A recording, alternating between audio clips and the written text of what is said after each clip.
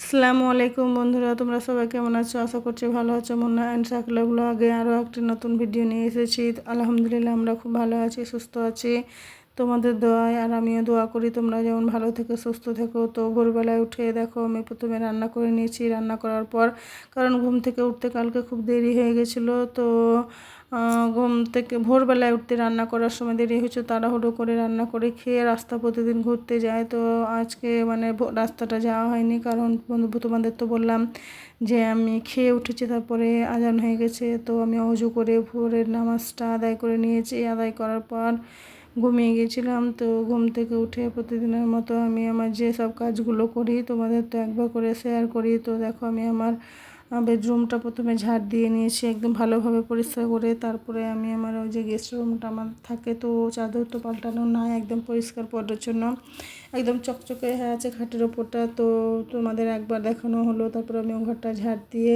ভালোভাবে ঝাড় দিয়ে নিয়েছি। তারপরে দেখো বারান্দাটা ঝাড় দিতে একটু সময় লাগে, তো আমি তাড়াতাড়ি করে ঝাড় দিয়ে নিচ্ছি। আর তোমরা তো দেখতেই পেলে পর্দার কাছে ছিল আমার মেয়ে নুসরাত, আর এখন আমার ক্যামেরা ধরে দিচ্ছে আমার ভাগনা। তো ঝাড় দেওয়ার পর তোমরা দেখতে থাকো আমি সানসাইডগুলো পুরো ঝাড় দিয়ে নিচ্ছি। আর চ্যানেলটি যেহেতু আমার নতুন, তোমরা সবাই আমার পাশে থেকো, লাইক করো, সাবস্ক্রাইব করো।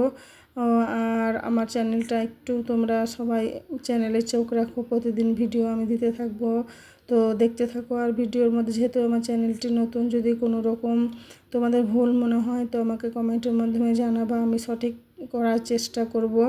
তো এইভাবে তোমরা দেখতে থাকো, আর আমি এইভাবে ভালো ভালো ব্লগ ভিডিও নিয়ে আসার চেষ্টা করব, কারণ তোমাদেরকে প্রত্যেক দিন ভিডিও দিতে ভালো লাগে। আর তোমরা যখন কমেন্ট করো, কমেন্টটা আমার পড়তে আরও বেশি ভালো লাগে।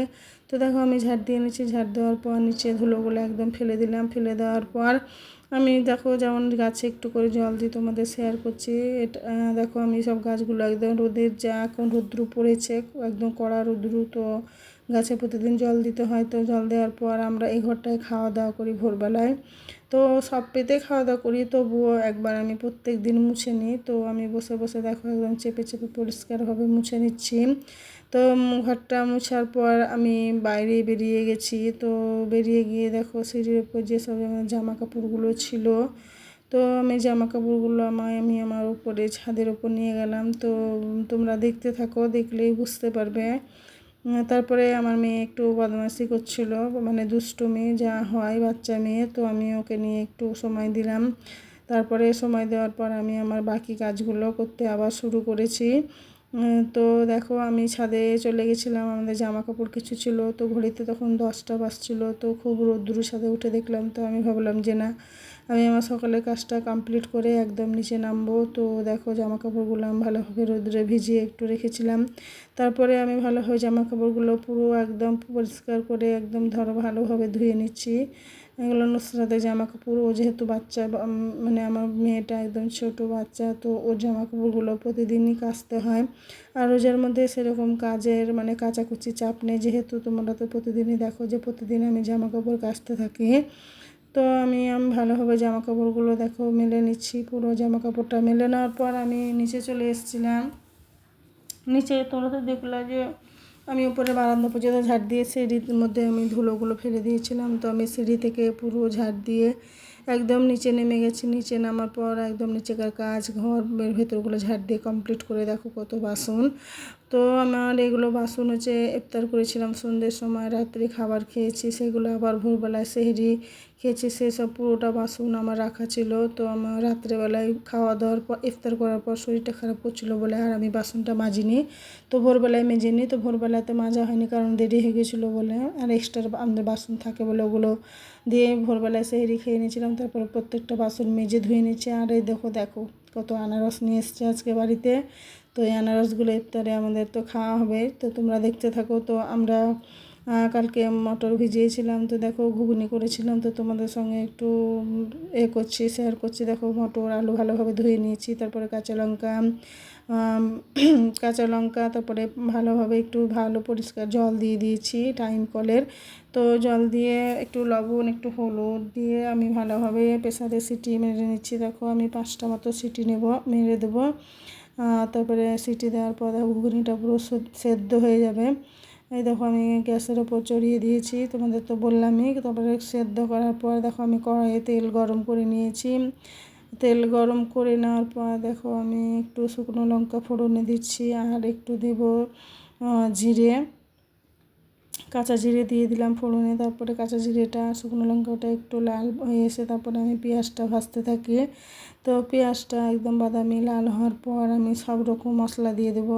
একটু আদা রসুন বাটা দিয়ে একটু ভাজা ভাজা করতে হবে। একটু টমেটো কুচি দিয়ে দিলাম, তারপরে একটু হলুদ গুঁড়ো, একটু লবণ, একটু জিরে ধনের গুঁড়োও দেবো, তোমরা দেখতে থাকো। একটু লঙ্কা গুঁড়ো, রেড চিলি, যেহেতু কাঁচা লঙ্কা দিয়ে সিদ্ধ করতে অল্প পরিমাণে লঙ্কার গুঁড়োটা দিলাম। তারপরে মশলাটা আমি ভালোভাবে কষিয়ে নিচ্ছি। দেখো একদম মশলাটা লাল হয়ে এসছে। তারপরে আমি মটর আলুটা দিয়ে দিলাম। তো মটর আলুটা দিয়ে ভালোভাবে সিদ্ধ করে নিচ্ছি। দেখো ঘুগনি কালারটা একদম কি সুন্দর, দারুণ দোকানের মতো আমি চেষ্টা করেছি করার, কারণ ইফতারে ঘুগনি প্রতিদিনই তো করি। তো খুব ভালো হয়েছে ঘুগনিটা, খেয়ে সবাই বাড়ির বলেছে যে হ্যাঁ খুব সুন্দর করেছে ঘুগনিটা। তারপরে তোমাদের তো বললাম যে এগুলো ভাজা জিরে আর ধনে গুঁড়ো করা আছে একসঙ্গে। তারপরে দেখো একটু গরম মশলা দিয়ে আমি ঘুগনিটা নামিয়ে নিয়েছি। নামিয়ে নেওয়ার পর সন্ধ্যার সময় ইফতারে দেখো সব রকম ফল কেটে নিয়েছিলাম, প্রতিদিন যেমন করি। ফল কেটে পর তোমরা দেখতে থাকো। আর আমি একদিকে আলু ভাজাও বসিয়েছিলাম। এটা আমাদের ভাতের সঙ্গে আলু ভাজা ভাত করেছিলাম, মাছের ঝোল ছিল, তোমাদের তো দেখানো হয়েছিল। আর একটু ডাল টমেটো রান্না করেছিলাম। তো তাড়াহুড়োর সময় প্রত্যেকটা ভিডিও আমাদের দেখানো হয় না, তো যেটুকু পারি তোমাদেরকে দেখানোর চেষ্টা করি। তো চেষ্টা করব আমি ভালোভাবে প্রত্যেকটা ভিডিও ক্লিপ নেওয়া, তারপরে পুরো ভিডিওটাই তোমাদেরকে শেয়ার করার চেষ্টা করব। তো এই আমাদের রোজার এই কয়েকটা দিন আছে, আর আলহামদুলিল্লাহ আমাদের 12 রোজা কমপ্লিট হলো। তোমরা দেখতে থাকো, আর আশা করছি তোমরা সবাই ভালো থেকো, সুস্থ থেকো, আর আমাদের জন্যও প্লিজ দোয়া করো। তো তোমাদের রোজা কেমন কাটছে একটু আমাদের জানাবে। তারপরে দেখো আমি তরমুজ, শসা, কলা, খেজুর সব কিছু নিয়ে নিয়েছি। তারপরে দেখো আমাদের আর ছেলে মেয়েগুলো কীভাবে খাচ্ছে। তো আমরা ইফতার করার পর আমি ডিনারে ভাত, আলু ভাজা সব কিছু নিয়ে খাচ্ছি। লাইক করো, সাবস্ক্রাইব করো। আল্লাহ হাফিজ।